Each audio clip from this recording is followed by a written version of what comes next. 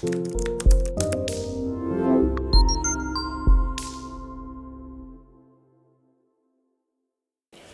au fait, je dois d'abord rappeler que l'activité est inscrite dans le cadre d'un programme qu'on appelle la campagne Liboke. C'est une campagne plutôt du programme Service civil pour la paix du réseau d'innovation organisationnelle.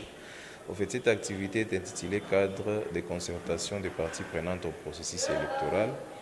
L'idée de l'organisation de cette activité se justifie pour au fait, contribuer à l'apaisement du processus électoral. C'est la raison pour laquelle nous avions invité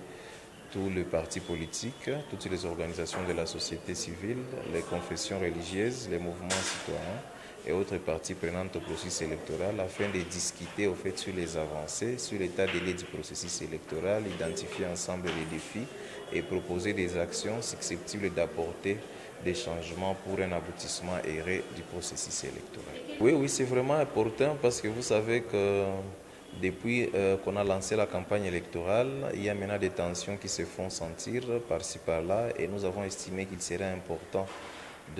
d'organiser cette activité afin qu'il y ait quand même un apaisement au niveau de la communauté. Au-delà de ça, il est important que la communauté puisse s'imprégner de l'état des lieux du processus électoral afin que le 20 décembre, jour prévu par le calendrier électoral, les élections soient réellement effectives. Il y a un plan d'action qui a été monté par les participants. Nous pensons déposer ces documents au niveau de la CENI afin que cette institution d'appui à la démocratie puisse s'en imprégner, mais également puisse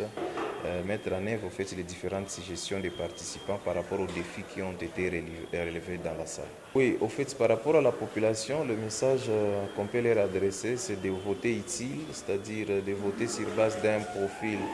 qui est réellement efficace par rapport aux élections, de voter sur base des projets des sociétés et ne pas voter des personnes sur base de leurs discours tribaux, de leurs discours haineux, c'est-à-dire voter vraiment utile, ça peut nous permettre d'aller de l'avant. Par rapport maintenant aux partis politiques, c'est de battre campagne en respectant au fait la culture démocratique, une culture qui permet à ce qu'il y ait une tolérance mutuelle, une culture qui permet à ce qu'il y ait une